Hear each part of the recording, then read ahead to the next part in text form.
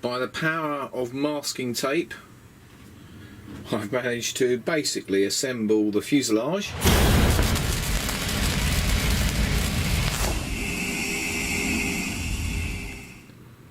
Greetings RC Model Geeks, and here we are in the shed again for part 2 of the Hobbyking J3 Piper Cub build. So I've been a little bit busy, had a few interruptions today as well. So what I've managed to do so far is glue the basic fuselage sides together with their ply doublers here. And here's the other one.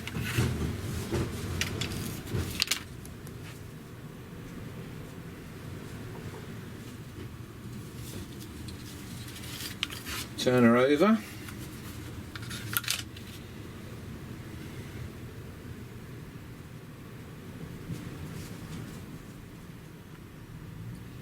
Now this kit is quite good actually so far.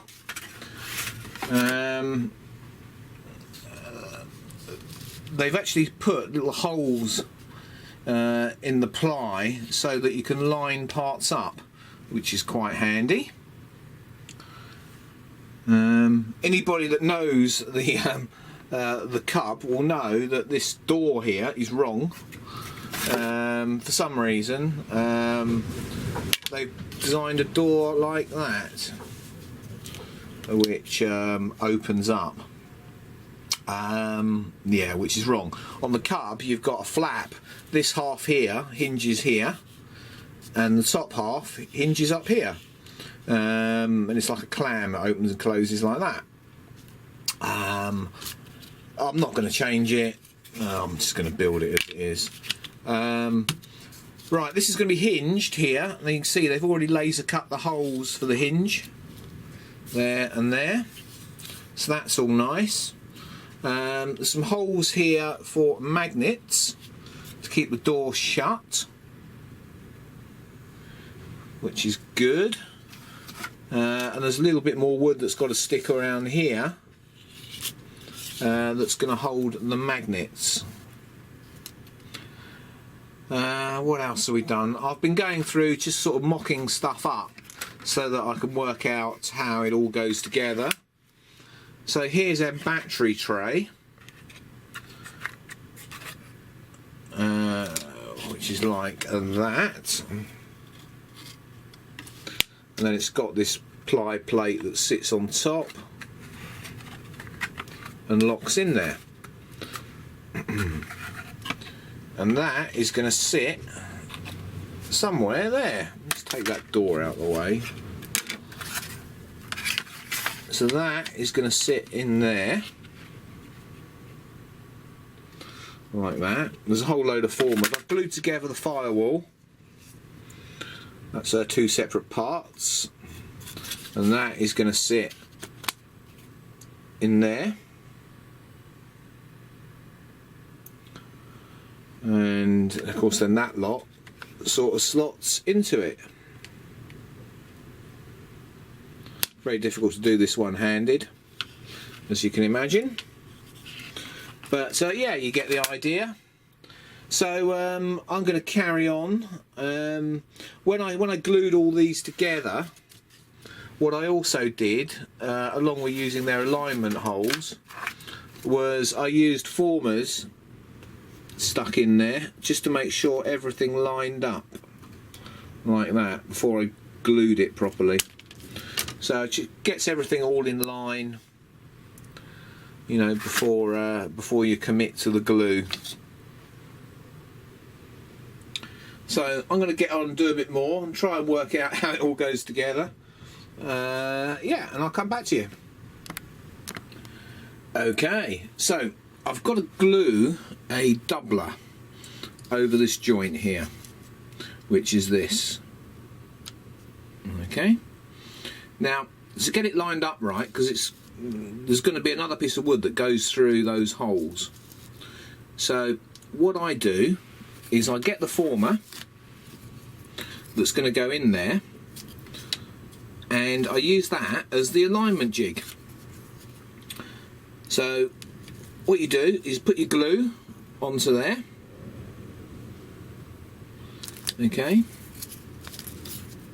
shove that over top, and then use the former to go through and line your doubler up correctly, like that.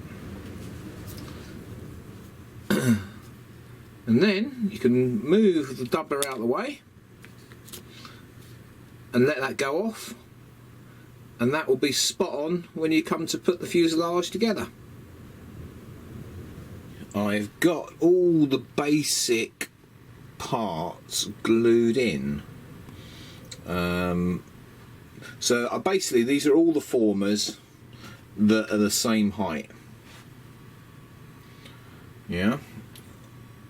So this is the parallel part of the fuselage, and that's what we're going to glue together first before we start doing the tapers. And the reason for that is you can set all these formers at 90 degrees because the sides are parallel. Towards the back, where the whole thing starts to taper, then the angle isn't going to be 90 degrees. So the thing to do is to glue everything that's parallel first of all. So that's all done. So now the next thing is to put that side on there, and that should just all slot in.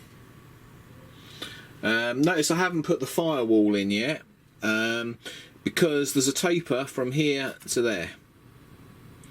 So we want to get this all nicely, for the centre section, all nicely firmed up first before we start pulling things in, you know, to get a tapered front and a tapered rear. So that's the next thing. I'm going to glue that side on, and I'll be back with you in a minute. Okay, I think we're coming to the end of today's work.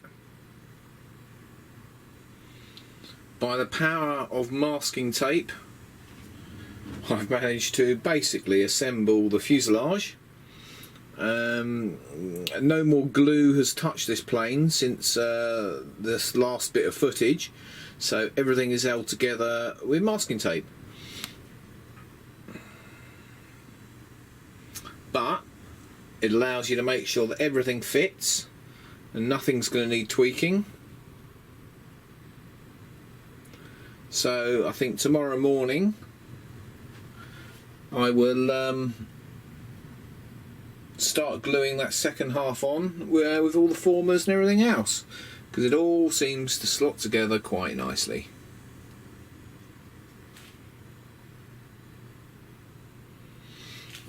Let's have a look underneath, shall we? Or around the other side even.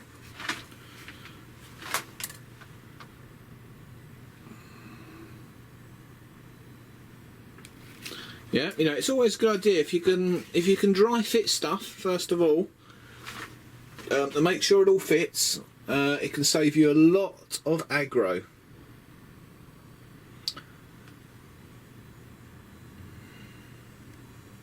So I reckon by the end of tomorrow the fuselage is going to be pretty much finished. The main thing, other things to do, is get the turtle decking on here, across here. Yeah, and finish off the tail area. There's some block work to go on here and stuff. But that's about it then. Yeah, it's looking good. I mean, it's all gone together. I haven't had to fettle any parts yet to get it all to lock together. So that is pretty damn good, I say.